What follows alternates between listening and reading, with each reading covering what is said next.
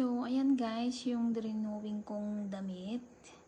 At ibabagay natin siya dito sa isang damit na yellow na dyan. Ibabagay natin yung short at saka yung dalawang pantalon kung bagay siya. Ayan, tignan natin. Sandali lang. Ayan, bagay naman siya. Bagay naman siya sa sa short. At subukan naman natin yung isang pantalon, no. Itong green na pants. Subukan naman natin siya kung bagay siya diyan.